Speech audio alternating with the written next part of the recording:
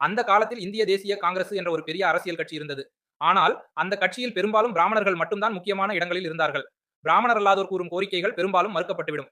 இதனால் சென்னை மாகாணத்தில் பிராமணர் அல்லாத சில தலைவர்கள் அவர்களுக்கே ஒரு தனி அரசியல் அமைப்பு இருக்க வேண்டும் என்று நினைத்தார்கள்.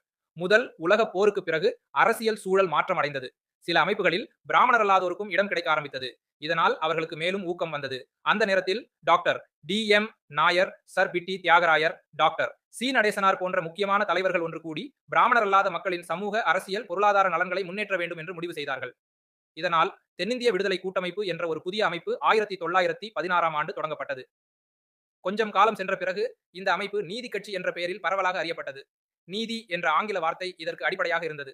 இவர்களின் தன்னலமற்ற முயற்சியால் பிராமணர் அல்லாத மக்களுக்கு மாகாண சட்டமன்ற தேர்தலில் ஒதுக்கீடு கிடைத்தது. இது அவர்களுக்கு மிகப்பெரிய வெற்றி. அதற்கு பிறகு 1919ஆம் ஆண்டு மாண்டேகு செம்ஸ்போஃபர்டு சீர்திருத்தம் வந்தது. இதனால் மாகாணங்களில் இரட்டை ஆட்சி முறை கொண்டு வரப்பட்டது. இதன் பொருள் சில துறைகள் இந்திய அமைச்சர்களுக்கு ஒதுக்கப்பட்டன. பெரிய மாற்றம் ஒன்று 1920ஆம் ஆண்டில் நடந்தது.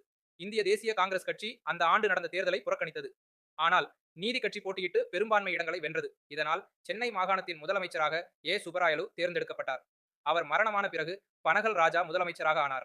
அடுத்தடுத்து நடந்த தேர்தல்களில் சில நேரம் வெற்றி, சில நேரம் தோல்வி இருந்தாலும் 1921ஆம் ஆண்டு முதல் 1937ஆம் ஆண்டு வரையிலும் நீதி கட்சி தொடர்ந்து ஆட்சியில் இருந்தது. இவர்கள் ஆட்சியில் இருந்தபோது மக்களுக்கு பல நல்ல மாற்றங்களை ஏற்படுத்தினார்கள். ஒருவரும் மற்றொருவரை ஏற்றத்தாழ்வு பார்வையால் பார்க்கக்கூடாது என்பதற்காக பல இடங்களில் உள்ள கூட்டு பாதைகள், உணவகங்கள், பொது கிணறுகள் அனைவருக்கும் திறந்துவிடப்பட்டன.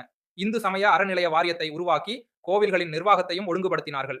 ஒடுக்கப்பட்டவர்களுக்கு நிலம் வழங்கி பஞ்சமி நிலம் என்ற திட்டத்தை கொண்டு வந்தார்கள். புதிய நகரங்களும் தொழிற்பேட்டைகளும் உருவாக்கப்பட்டன. பள்ளிகளில் கல்வியை ஊக்குவிக்க மதிய உணவு திட்டத்தை ஆரம்பித்தார்கள். மருத்துவக் கல்வியில் பிராமணர்கள் மட்டுமே சேர முடியும் என்ற கட்டுப்பாட்டை நீக்கி அனைவருக்கும் வாய்ப்பு கிடைக்கச் செய்தார்கள். டாக்டர் முத்துலட்சுமி அவர்களின் முயற்சியால் தேவதாசி முறை ஒழிக்கப்பட்டது. பெண்கள் வாக்குரிமை பெற்றதற்கும் இவர்களது முயற்சி முக்கிய காரணம். கூட்டுறவு சங்கங்களை மேம்படுத்தி விவசாயிகளும் தொழிலாளிகளும் நலமுடன் வாழ வழிவகை செய்தார்கள். மிராசுதார் முறை ஒழிக்கப்பட்டு விவசாயிகளுக்கு 1923ஆம் ஆண்டு நீர்பாசன திட்டங்களை உருவாக்கினர். இவர்களின் ஆட்சி காலத்தில்தான் அண்ணாமலை பல்கலைக்கழகம், ஆந்திரா பல்கலைக்கழகம் ஆகியவை உருவாக்கப்பட்டன. சில துறைகள் அவர்களிடம் இருக்கவில்லை என்றாலும் நீதி கட்சி மக்களுக்காக சிறந்த ஆட்சி வழங்கியது. இவர்களின் முயற்சிகள் அந்த காலத்திலேயே சமூக நீதியை முன்னேற்றுவதற்காக எடுத்த மிகப்பெரிய படிகள் என்பதில் எந்த குறையும் இல்லை. இப்போ நீங்க பார்த்த வீடியோ மாதிரியே நம்ம ஆப்ல ஒரு அனிமேஷன் ஸ்டோரி சீரிஸ் வந்து கொடுத்துருக்கோம். ப்ளே ஸ்டோர்ல நம்ம குயிக் லேர்னிங் ஃபார் இந்த நேம்ல வந்து இருக்கும். இது வந்து லாகின் பண்ணிக்கோங்க. முதல்ல ஹோம் பேஜ் இந்த மாதிரி தான் இருக்கும். இதுல ஸ்டோர் ஆப்ஷன்ல வந்து போங்க. சோ வரிசையா எல்லா சீரிஸ் இருக்கும். இதுல வந்து டிஎன்பிஎஸ்சி அனிமேஷன் ஸ்டோரிஸ் இதுல வந்து போங்க. இதுல அந்த கண்டென்ட்ல வந்து போங்க. So all content.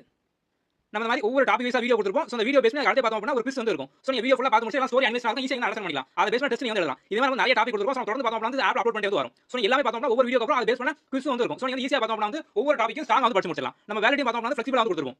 1 month 3 month 6 month இந்த மாதிரி இருக்கும். எது வேணுமோ எது சூஸ் பண்ணிக்கலாம். ஓகே.